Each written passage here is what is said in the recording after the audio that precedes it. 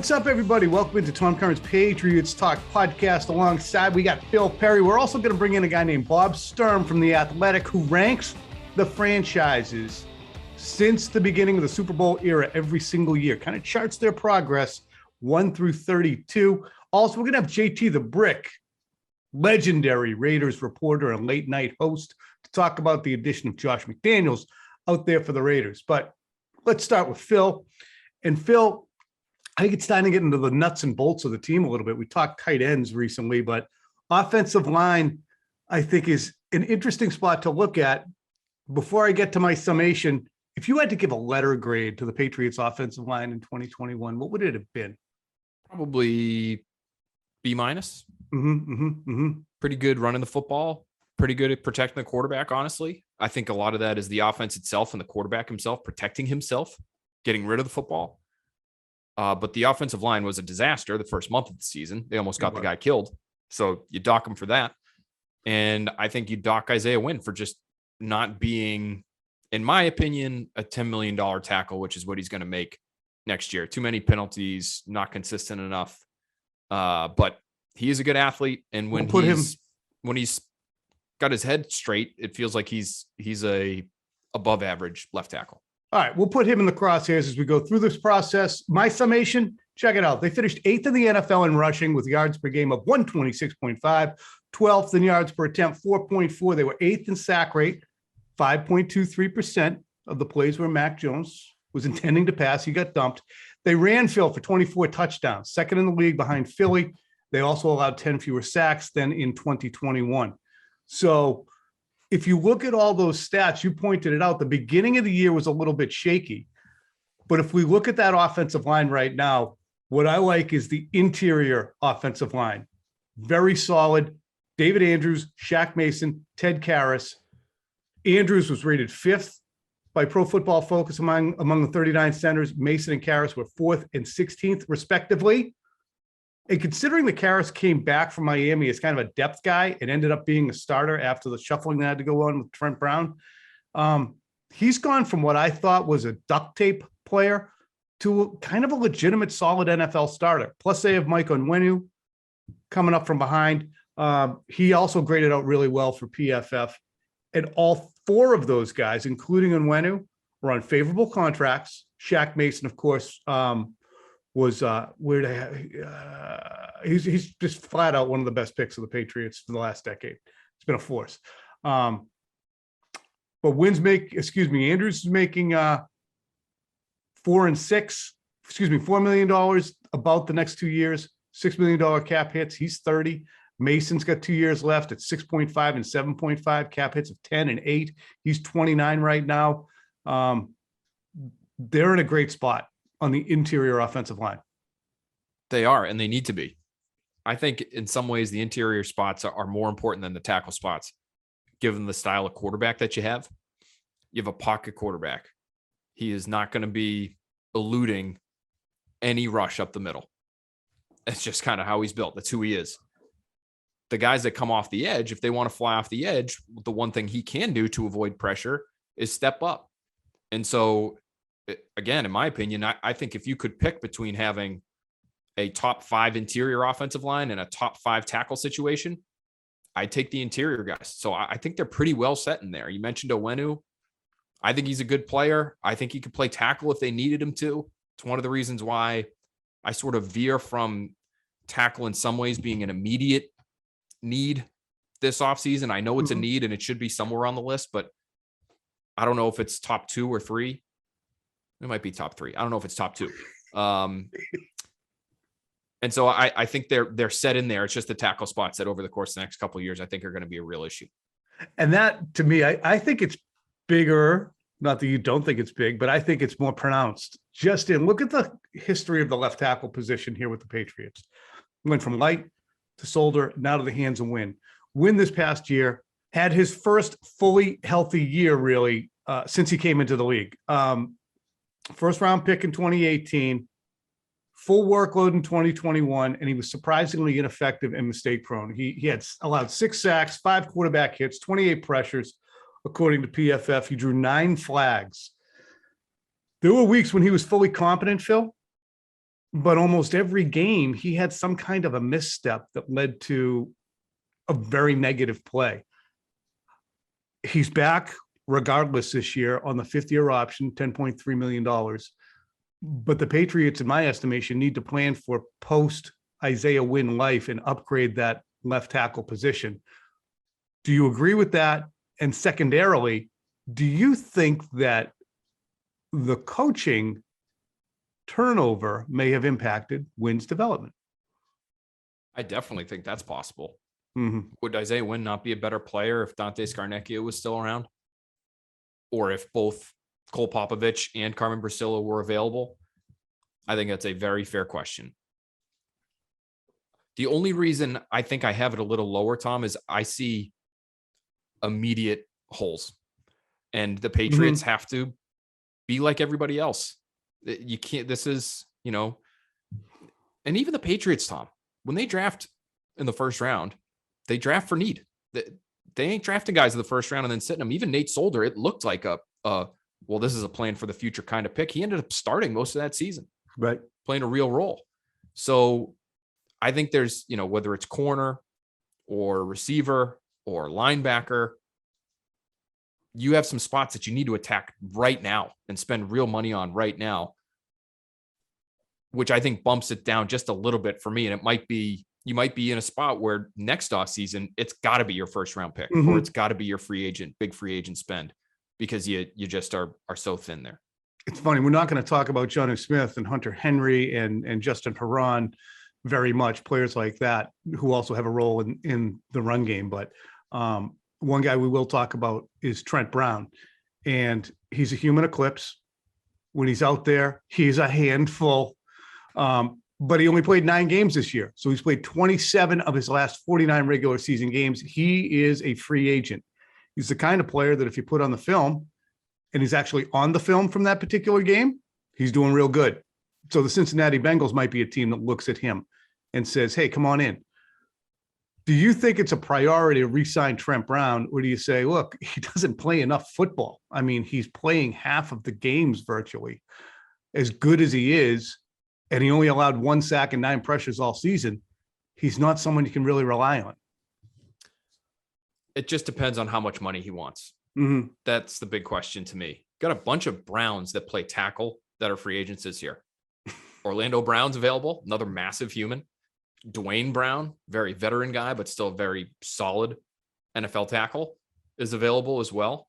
He might be a 1-year stopgap, whereas Orlando Brown's probably going to want a lot of money. If Trent Brown and Pro Football Focus, Brad Spielberger, who's been on Next Pats with me before, he has contract projections out for all big-ish name free agents. And his projection for Trent Brown would be 2 years, $20 million, $15 million guaranteed. So you'd be spending about the same amount that you'd be spending on Isaiah Wynn, which isn't exorbitant for a tackle, but it's also not nothing either. And it's vastly more than, say, Michael Wynn, who's going to make this year. So that to me is a little bit of, that's the line. I would probably want to be spending less than that, honestly, if I could. And so I wouldn't blame the Patriots for going somewhere else, looking somewhere else, if he says, hey, I need 10 a year. And that's the hard thing about losing your offensive line coach in Carmen Bracillo, who may or may not have been diminished by the loss of Cole Popovich, both of whom still probably didn't add up to a Dante Scarnecchia. These guys are going to need coaching. If Trent Brown goes elsewhere, who's in charge of coaching him up? Does Cole Popovich come back after not being interested in being vaccinated? Does he return this year? Does the NFL, loosen those standards? Are they still demanding vaccinations? These are the topics that are confronting the Patriots, that when you investigate their situations are those little leaks in the cellar that people don't pay attention to when they think, 10-7, they got their quarterback. There's a lot of stuff within the team, whether it's personnel, coaching, contracts, cap situation, leadership, as Gerard Mayo talked about, brain power outflow over the last few years, that really should be scrutinized. And that's why we're here. We're scrutinizers. Okay. Scrutinizing whenever we can. Check this out too, just for poops and giggles. Patriots had 25 offensive holding penalties, 8th in the league last year. Isaiah Wynn accounting for 4 of those. He also had 3 false starts and an illegal use of hands. Okay. Wynn had 4 penalties in his entire career before 2021. Shaq Mason had 4 penalties all season, less than half of wins. I always thought he was going to be a good player. I'm out on his good playerness, Phil. He's just a tough one to peg because he is a good athlete and he does a pretty good job of mirroring these pass rushers, and he's stout enough. Like you said, there are full games where you don't hear his name, but it's Tom, I think it's a focus thing to have that many penalties, and some of the penalties that he had, and the low light that will be imprinted in my brain for years to come will be in Indianapolis, run to the left side behind Isaiah Wynn, who immediately whiffs on his block. And then instead of just staying out of the way, goes to chase his guy that he missed the block on and tackles his own runner. I mean, there's a focus problem. And so I don't know if that's fixable. Maybe that's coaching. Maybe if Scar was here, it wouldn't be a problem at all. But he's got to get some of that stuff cleaned up because those are unforced errors. It's a concern. Meanwhile, let's move on from the offensive line. We got it penned out. We got it pretty much summed up there. We got interior offensive line, solid. Exterior offensive line needs work. We're not even going to get into Justin Herron, who was one of the worst graded pass blockers in the National Football League last year, according to PFF, or Yodnik Adjust, or who's the other fella? Yasir Durant. Don't want to talk about them. Nothing good to say. Phil, it's getting batted around in our email chain today that Michael Felger mentioned the Patriots' 5th biggest need was quarterback. Jermaine Wiggins also theorizing that might be not a bad time to explore trade with Mac Jones. Colin Coward as well said, gee, maybe the Patriots should look to move off of Mac Jones. What do all 3 of those gentlemen have in common in addition to a shit take on Mac Jones? They're all radio hosts. How long do radio hosts have to talk? Hours and hours and hours. Why would you bring something like this up, Tom? Because they're just stirring the pot, ladies and gentlemen. They don't believe it. They understand that a quarterback on his rookie contract, who was actually a Pro Bowler this year, regardless of the fact that he ascended to that spot because other guys banged out, he was the best rookie quarterback in the NFL this year. And he'll be the best rookie second-year quarterback most likely next year. He'll be the only one who went to a Pro Bowl. Phil, the aphrodisiac that is potential is going to leave teams crashed on the rocks, chasing the siren song of a quarterback who can make things happen, quote unquote. There's no way Mac Jones should ever be considered traded. The only reason we bring this up is to ridicule it. Yes. I would ridicule it. Yes. Thank you. I think Felger believes it. Yeah. They need a backup. They don't need a starter, but they do need a backup. So I would put that somewhere on the list too. I don't know if it would be number 5 on my list. What I find interesting is that it is number 5 to get a new starting quarterback, like to get a future Hall of Fame quarterback. That's the 5th thing on your list. Like, they need a slot receiver, which by the way, you can get in like the 5th round. 5th round. Yeah. I mean, like Hunter Renfrow, that's number Braxton 1 Berrios. And a Hall of Fame quarterback, Aaron Rodgers or Russell Wilson or Kyle, they're talking about Kyler Murray is going to be moving on from the Cardinals. Like, I know things aren't going well there, but it does feel like a stretch. It feels like a slow news day type of topic. Listen, I get it. If you're one of those people that doesn't like Mac Jones because he's not athletic enough, and you look at Josh Allen and Patrick Mahomes and you say, we can only win with that guy, even though Joe Burrow just made it to the Super Bowl. Matthew Stafford just made it to the Super Bowl. Both guys are pocket passers. Neither one of them's all that athletic. Jimmy Garoppolo was cruising around the Super Bowl fringes for the last couple of years. I mean, yeah. I mean, you're ignoring the obvious. You're ignoring the evidence. You're ignoring everything you just watched for the last 3 weeks since the Patriots been eliminated. But the siren song of the mobile quarterback, Phil. Well, listen, those people have evidence that it does work. I mean, Josh Allen's pretty damn good. Patrick Mahomes is pretty damn good. If that's what you're chasing because you think you need it, I would say you don't, but I get why you like those guys and you want one. I get that. I was somebody last year who said, Justin Fields, if he's there at 15, sign me up. Trey Lance, if everybody else is gone, 15, sign me up.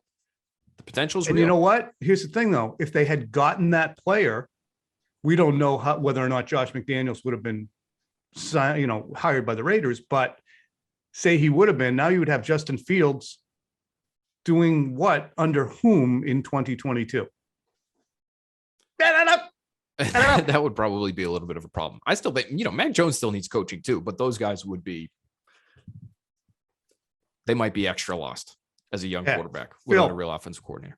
I'm going to jettison you because I'm going to get my guy Bob Sturm in here. He's on deck. I'm going to get him in here, and it should be fascinating, huh? Say hi to Robert for me. I will. Okay. Thanks, buddy, very much. Okay, bye. I gave Phil the bum's rush because I had my guy Bob Sturm from The Athletic on deck to talk about a fantastic story that he has up on The Athletic right now. It's called the 2022 NFL Super Bowl era franchise rankings. The Rams shoot up another tier with their title. Bob, give me a little bit of your background and the genesis of this list, which you do every year, which is ranking franchises during the Super Bowl era. Yeah, well, thank you for having me. I, just your typical football nerd who's been doing this a long time, I guess, and wanted to find a way into the NFL, and the media was my path, I guess. And so for the last 23 seasons or so, I've been covering the Cowboys for various outlets. Of course, the Athletics lifespan is not quite to that, but morning news, I work at the Ticket in Dallas. And so grew up a cheesehead. In fact, I don't know that you ever fully break out of your cheesehead mold, but no, we got a few of those in Massachusetts. Some of our main people, Frank Wisniewicz and Michael Felger. It's a lifelong commitment, I think. But you're a cheesehead, and then you cover the Cowboys. So two teams that have their fair share of NFL history, to say the least. And invariably, the conversations pop up. I am certainly a man who gets frustrated with bad opinions from people. I get so mad. I try to make things as objective as possible, so that you don't blame me, you just blame the math. And I tried to come up with something. Finally, did it in 2002. And have tweaked the formula as we go, but it's tough to do when you're trying to span 56 years. We know the NFL has some format changes that don't make everything apples to apples, even the season length. And so I tried to come up with something, and people seem to really enjoy it. And here's our guy's system. Bob has tweaked it, as he said, over the course of time, but he has a point system.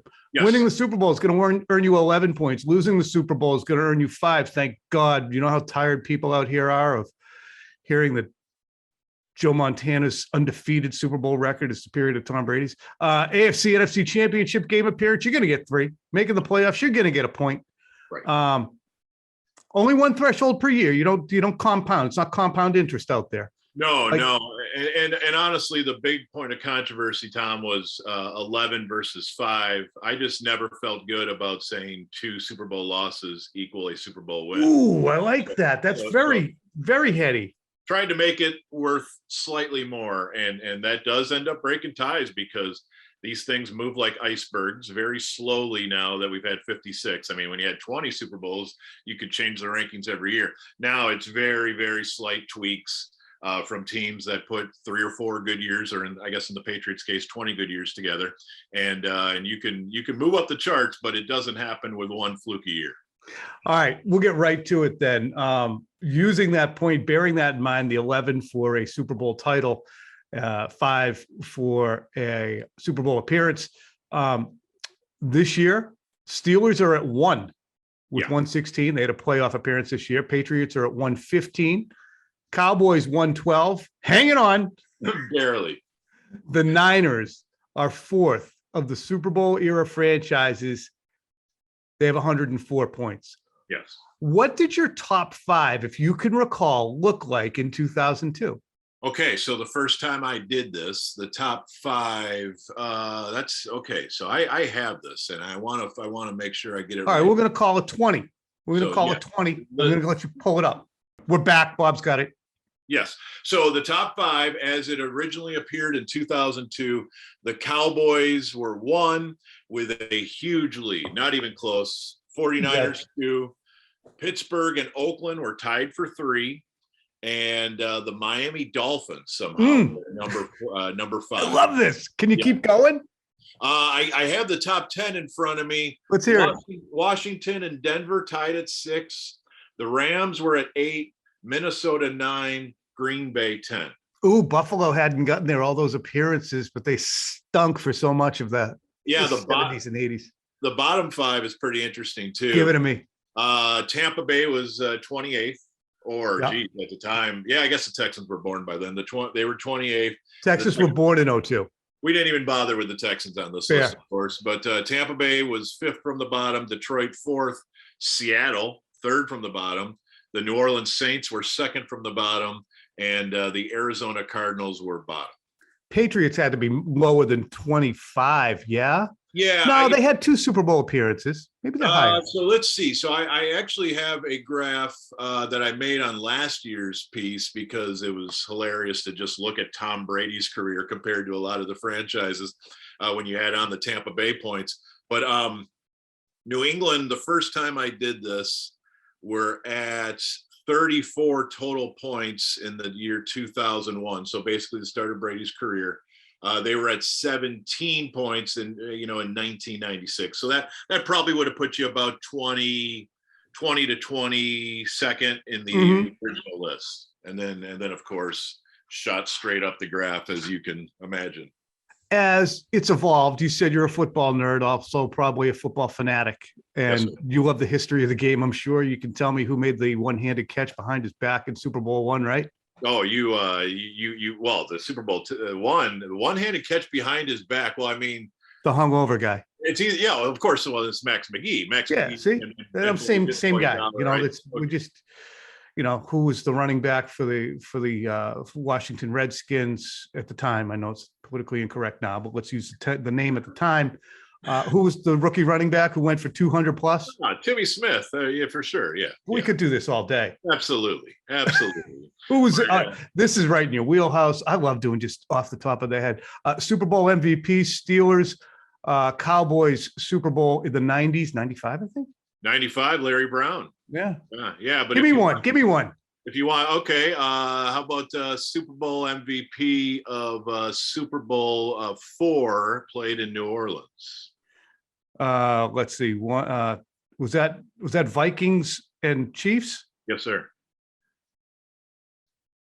Oh shoot. So Chiefs, Len Dawson? Len Dawson, the famous Super Bowl, perhaps best known for the hot air balloon crashing into the stands in the pregame festivities. Our only Super Bowl, you're gonna this a layup for you. Our only Super Bowl MVP from a losing team would be. Oh, that would be Chuck Howley, of course. Correct. The longest sack in Super Bowl history. I'll keep with the Cowboy stuff. Bob Lilly, yeah.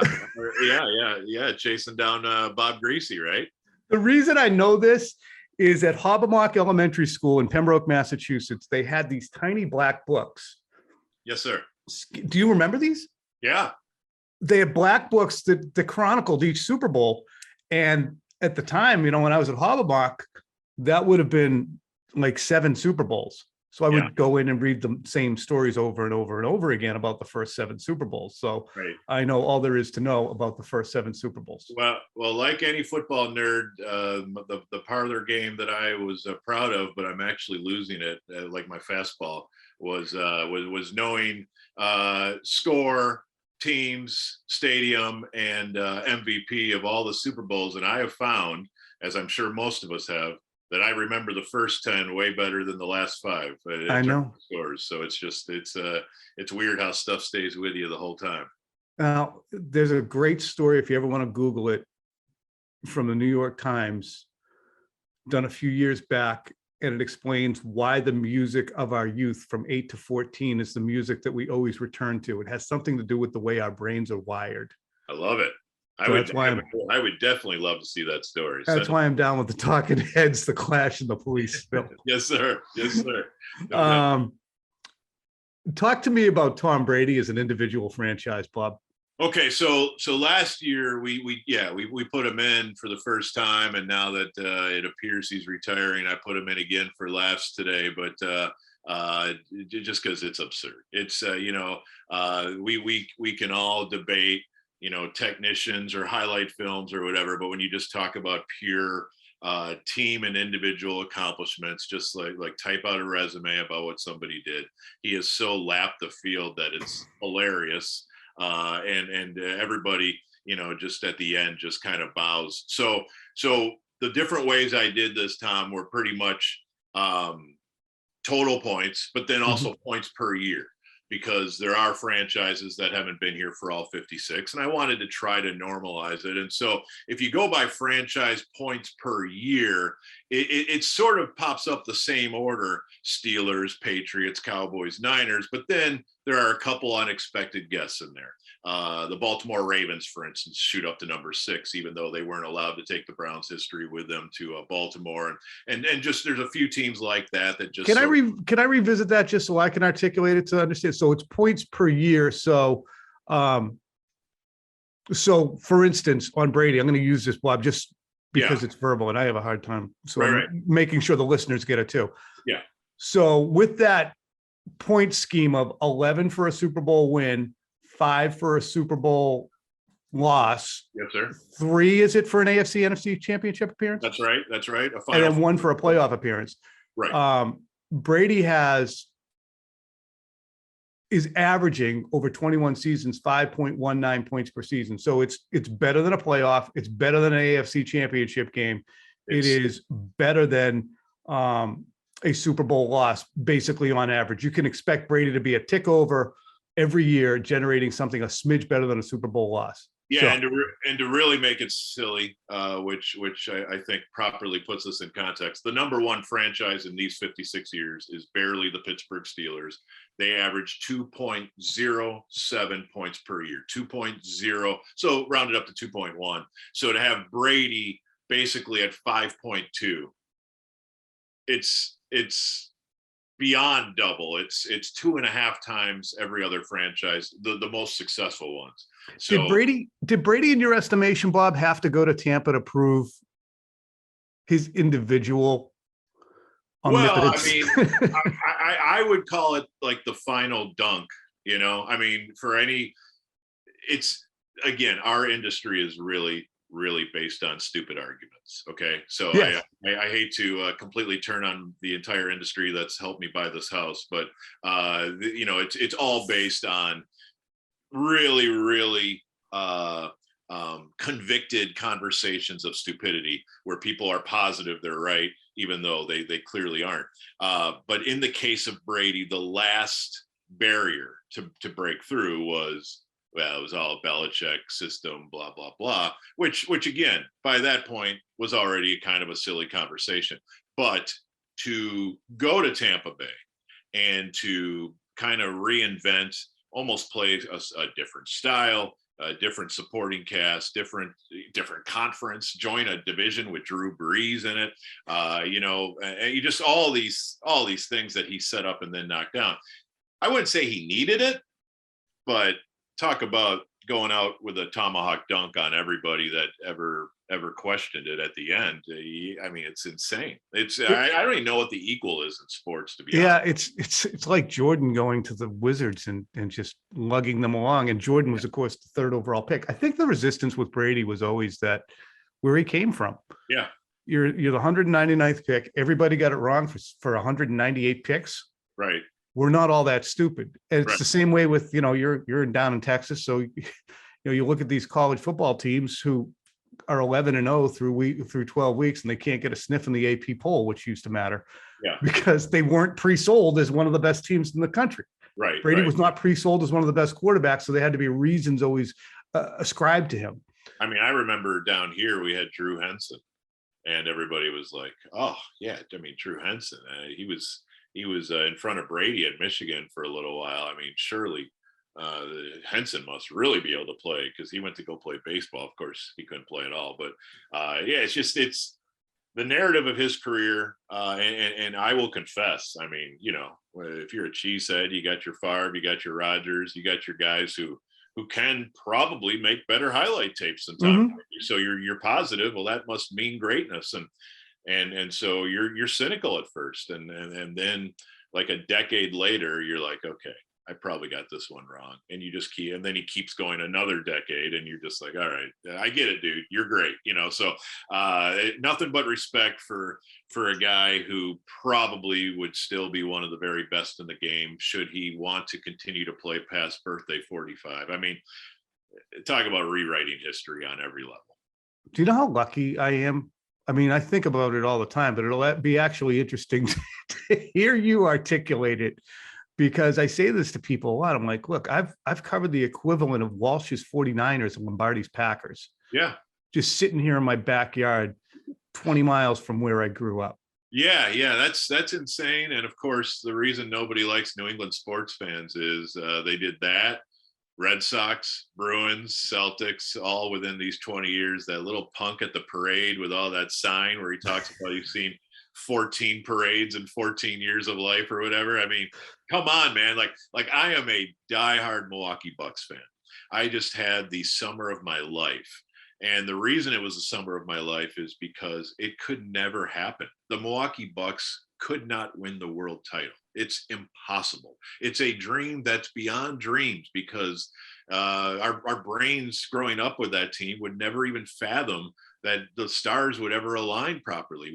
We might be able to make a conference final. That'd be wonderful, but win the whole thing? Mm-hmm. Yeah, I was there, and I still don't believe it happened. So Bob, it's so unbelievable, because that's the way I felt until the age of 35, regardless of what the Celtics did in the 80s, right? Yeah. The Celtics were the Celtics, and they had Larry Bird, and we had a great time, and we stomped on the Bucks, and Sidney Moncrief, Junior Bridgman, and Brian Winters, and of course the great Marcus Johnson. It would suck for them.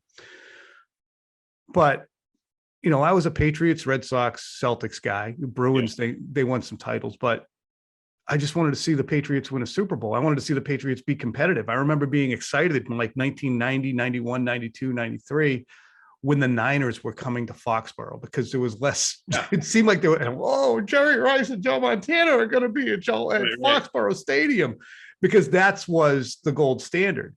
And then to sit there and watch this gold standard just propagate itself for 2 decades. I mean, what the? What am I doing? Yeah, we're all. I mean, it's the opposite of the Cowboys, right? Because first of all, the experience is an unbelievable ride. It's more than anybody could dream of, and for you to get to cover that is beyond belief.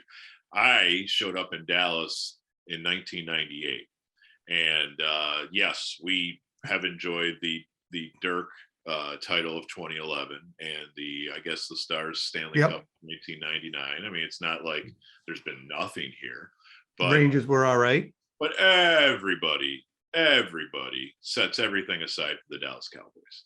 And I got here, and the triplets were all still playing. Troy and Michael and Emmett, and of course Moose, and a lot of the same players were there. But it was the tail end, and it started this trip through the wilderness that goes on even till today. The craziness of even the news cycle that we're in right now with Cowboys football certainly doesn't need to remind anybody that somehow, despite 25 years of zero relevant wins, they are still somehow a lead story, which I'm sure chafes the rear end of every single person that follows this game. What'll be fascinating is to wonder whether or not in 20 years, if the Patriots go through a similar bout of okayness, mediocrity, if people are still going to be, because this is an international team. It rose to the level of. Yeah. I mean, it's honestly like me. I grew up in a house that would reference the Packers like it was Titletown, and I was born in 1972. That means nothing to me. It's a fairy tale, like Jack and the Beanstalk or something. As you're telling me about the Packers with Lombardi used to win titles, I guess I can see the footage of it once in a while, but that doesn't mean anything to me. I was born into it, and then when I was born from 72 to 93, people forget this because I think Packer fans have become hateable over the course of time. But those 21 years, the first 21 years of my life, they went to one playoff year, They sucked. And it was 1982, which was a strike year, and I don't even count it because they got to the playoffs with like a 5-win record. Might have been a Lynn Dickey year. Oh, it was definitely a Lynn Dickey year, and they beat the Cardinals in the wild card round and got drilled at Texas Stadium, and I was so proud of them that we made it to Texas Stadium. We got to play against the Cowboys. This is so cool. Great. That's Drew Pearson over there. So for 21 years. They were never even a playoff team. And then, you know, they've gone on their own 30-year run of great football, but only 2 titles, which is silly. It's like saying only climbed Everest twice. Titles are very difficult to get to, and dumb sports talk has said only 2 titles. That's great. It's really hard to win 2. It's impossible to win 7 or whatever. So let me just make that clear. But the point to all this is, a good run of football does one thing that we're unaware of, which is it ruins a fan base. So I will tell you, I highly doubt the Patriots will continue this dynasty. They might have some great years, but every Patriots fan that lived through the dynasty is now ruined, because they're going to look at every dinner and they're going to say, man, I remember when this dinner was so much better, and the steak was properly made and it was proper temperature. And what is this that I'm supposed to act? Oh, we made the wild card round. This, thank you. You know, it's the Cowboys fan base is so cynical now. So I hate to misuse the term mentally broken or mentally ill, but they can't enjoy a win. They went to Foxborough and had themselves a win they were really proud of. It lasted 4 minutes, and then they were mad again about something. And it's what happens when you endure a dynasty, is you are thankful for it, but then you compare everything against it. And trust me, the day-to-day of a normal, mundane NFL season for the non-heavyweight is something that you can complain about when you've lived through a dynasty. So we can look at the Bengals right now, Bob, yeah, right? And they're all their new shiny little baby. That was their Bucks season right Pink there. Cheeks, yeah. That was their Bucks year. It's really funny, as you were talking, and I'll let you go after this. It's the metaphor I have is now we're outside the house watching. At the end of the year, the entire country is outside the house, peeking through the windows at one fan base. Yeah. People must be so happy to see the Patriots outside the house. Yeah, well, I mean, it lasted about 3 times longer than anybody thought it would. And I suppose, I mean, who can doubt Belichick? But I suppose if you can, if you can go from Montana to Steve Young, or from Brett Favre to Aaron Rodgers, maybe Mac is a quality player, and his career arc will be way better than I think. But the bottom line with these Super Bowl rankings is to understand, honestly, how difficult it is to win a Super Bowl in a 32-team league. And you don't have to be a math major to understand 1 in 32 probabilities over a human lifespan means there's a chance in your life that you should see your team win roughly 2 to 3 in your entire life. And if you live to be 80, the numbers suggest you should get 2 to 3. And if you end up with twice that in a 20-year span, you were born in the right place at the right time. But now the bill comes due, and I was just talking to a San Antonio Spurs fan. I mean, think about the Spurs in a market even less relevant than the Milwaukee Bucks, and they won, countless titles there from 99 to 2014. They won 5 of them. I guess you can count them. But the point is, now they're acting like San Antonio. They're acting like a market where, NBA players won't want to spend much time, and they're back in the lottery, and they're dreaming of an 8 seed, and that's real. That's reality. What you experience as a Spurs fan or a Patriots fan, that's not reality. That is fantasy world, and I always appreciate the times of fantasy, because unfortunately Monday comes, the weekend's over, and you got to go back to work. You know what we might talk about tonight on our television shows? What's that? Not to throw my producers under the bus, who are always trying to find topics. Should the Patriots trade Mac Jones to get a better quarterback? That's the symptom. That's the symptom. Yep. Yeah, it's starting. It's starting where you could get a Tony Romo and followed by a Dak Prescott, and they're both treated like We got to get off this guy. He ain't good enough. He's not good enough. This is a millstone. Please give us Danny White again. So it's funny stuff, man. It's a mentally broken fan bases after dynasties. It usually takes a couple decades, though, so you guys should be good for a while. Okay. Well, we appreciate you very much. This was a lot of fun. Thank you so much, Bob Sturm. It was a real pleasure to be with you. All right. My God, that was so much fun. You never know. You never know. I got to cast a wider net with this pod. Get more guests in. I hope you guys like that. If you did, hit me with a comment just so I know, because I look for the comments. I do, the ratings and all that stuff. It helps. It's good stuff. So if you enjoyed Bob and you want me to cast a wider net, or actually if you have some guest ideas, let me know, because we're into the quieter season. I'm going to be on hiatus next week, taking off Tuesday and Thursday. No Patriots Talk pod. Me and the missus are going down to Nashville, and I'm also working on a story on Medina Dixon. You remember her? Cambridge Region Latin. She went to Old Dominion. She was an Olympian. She passed away last November. So I'm working on a longer story on her and the impact that she had, and just a remembrance. I'm just bringing you up to date on what's going to be in the immediate future for the pod. We'll be back, as I said, after next Thursday, but also want to let you know we have some leftovers from last week. I got JT the Brick, legendary Raiders broadcaster, sideline reporter, and you've heard him a million times on the overnights. JT the Brick, I wanted to talk to him about Josh McDaniels and the reaction in Raider Nation to McDaniels. So enjoy this, and we're going to be out, and we'll talk to you in a week and a half, whatever. Unless there's an emergency. I always come back if there's an emergency. All right, with me now, longtime friend JT the Brick. You've heard him a million times, and he is a Raiders. How long have you been doing play-by-play for them? Sideline for them, and I've been doing their coaches show and all their media. I just finished my 23rd season, going on 24. That is a long time. That's a long time with one place. And it has been eventful at different junctures, but it hasn't been necessarily successful over the course of the last 23 years. Well, when I started with the Raiders in 1998. The first 4 years. Those were good times. We're talking, but we had the tuck rule mixed in on that. We had a Super Bowl run. We had 2 AFC championship games, Tom, and I thought that was every year now going forward. And then we had one of the biggest droughts you could have. And now the Raiders are kind of coming out of it, making the playoffs this year.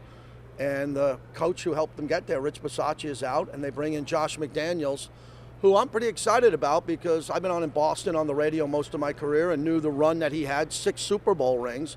So I call him the most qualified assistant in the history of the NFL to take a head coaching position. I agree with you. And that's, if we line up all the coaches in the NFL and strip away their titles, I think Josh stands as somebody who's more experienced and has a longer resume in coaching in big games and developing players than anybody but about 5 different coaches. The Harbaughs, the Tomlins, the Belichicks. Those are the players the coaches I would say would be higher on that chain than him because of his success and his experience. Do you have any misgivings? Because there was obviously the Indianapolis situation, the Denver situation also in the AFC West. Did you have any initial misgivings, or does the fan base? I have none. I could care less about that. I mean, that's decisions he made in his life. I don't know all the details on why he walked away from Indy, but clearly the pull back to New England was strong and very successful.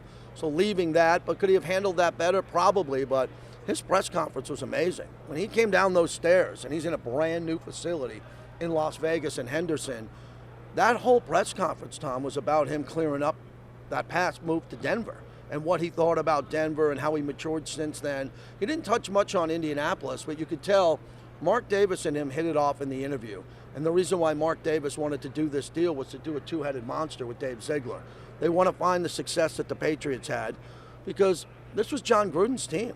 And I'm tight with Coach Gruden, and Coach Gruden did a pretty good job. This team was a good team this year before he resigned, and I think this move's going to bring a lot of stability to the organization and hopefully put them on a better track because they were on a good track with 10 wins. I'll ask you, Josh comes in with a 10-win team. What are expectations year one? Expectations with a seasoned quarterback and the array of players they have. Max Crosby was just here. They have some talent. They have some speed on defense. They already play with an edge. I thought Bisaccia did a fantastic job. So there seems to be like a self-starting culture among the players to me. And, with Carr, you have one of the more talented quarterbacks in the league who is really, I don't know why everything hasn't come out of him that's in there or the inconsistency of it, JT. Yeah, the inconsistency is interesting, Tom, because there are games where he throws for 320 yards, 3 touchdowns, no picks, and you're going, oh my God, this is incredible. Then there are other games where it's around 200 plus yards, and it's just not as explosive. I think the world of Derek Carr, and I've gotten to know him over his career. I just hope now that Josh takes that offense and makes it go more up-tempo, a little bit faster. No, get out of the Raiders get to the line of scrimmage with 3-4 seconds left on the play clock. Derek changes the play a lot, and the defense sometimes triggers on that because they know you got to snap it in 2 seconds. With Darren Waller, Hunter Renfrow, and I call Josh McDaniel the architect of the new era of slot receiver, with Edelman, with all the players that he had over the years, Jules, to see these guys explode, and now he gets Hunter Renfrow. Yep. I'm telling you, he's special, Hunter Renfrow. They want to make him Wes Welker, Amendola, Edelman very quickly. He had 100 catches this year. Yeah, he should be an unbelievable weapon for him. What'll be interesting, too, is the way they'll use him to open things up. I mean, he's not really your jet sweep guy, is he? No, and that was the problem. Once Henry Ruggs and the tragedy that killed the young woman out there, they went out and got Deshaun Jackson, and that didn't work out. They brought him in, and it just didn't work. So the Raiders' priority, I would think, for Josh McDaniels is to get a young, speedy wide receiver. And remember, Tom, they had Amari Cooper and Henry Ruggs. It wasn't like the Raiders said, hey, we don't need a wide receiver. So if they can get a wide receiver in the draft or free agency, the big elephant in the room is Devontae Adams. He played with Carr in college at Fresno State. That's the player that the Raiders should target, but Green Bay could franchise tag him. Yeah, well, good stuff. Great, man. Good to see you. Sure you're going to treat him right out there? He's a good guy. I watch all your coverage because I got every channel at home in Vegas. I love the work you do. I appreciate it when you come on my radio shows. We appreciate you. Have a good time out there in Vegas. Thank you, buddy. Appreciate it. All right, Thank JT you. the Brick.